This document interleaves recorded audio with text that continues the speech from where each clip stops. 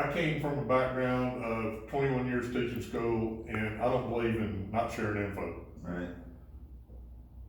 But there wasn't anything written, there wasn't anybody out there doing it. And I also found out, cause I was doing like wrapped tang Bowie knives, that the bolsters in the butt cap and the tang slipped on a narrow tang knife, Oh. like the old school people did, so they had castings.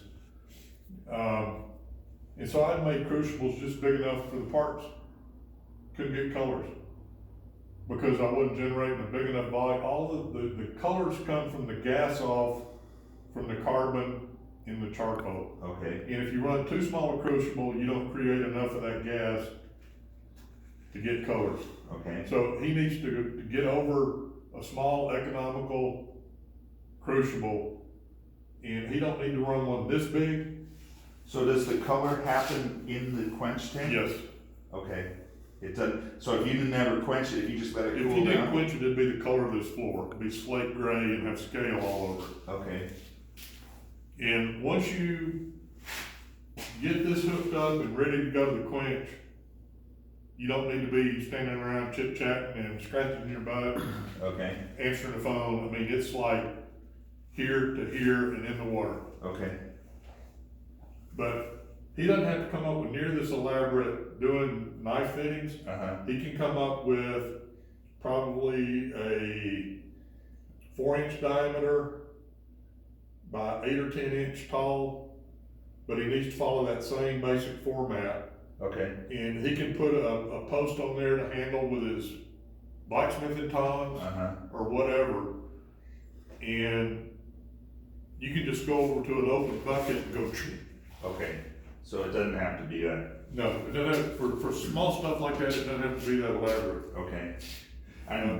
Can you put too much stuff in? No, you cannot put too much stuff in the crucible, but it can touch, and it needs to be not touching the exterior of the crucible. And if you were to put one of these in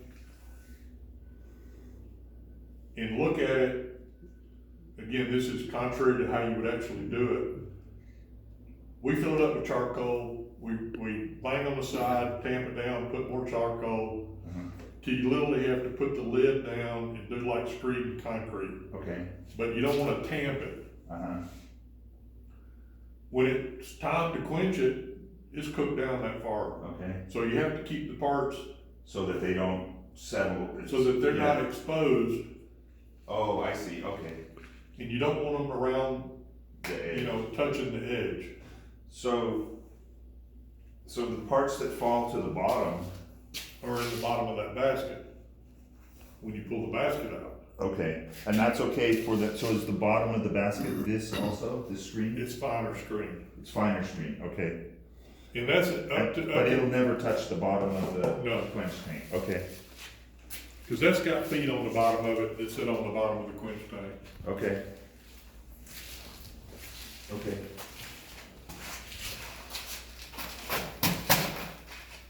You've got that wedged in there. There's one over there.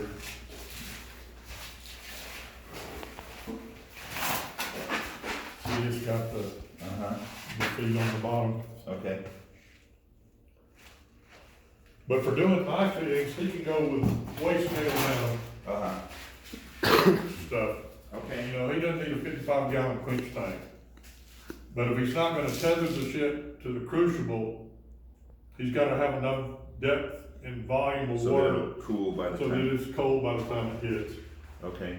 And we use O2 to oxygenate, and we run it 15 to 20 minutes, and we've got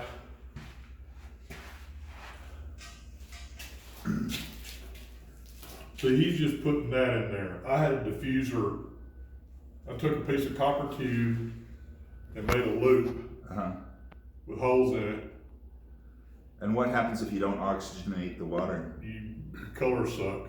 Okay. All right. Wow. Trade secrets.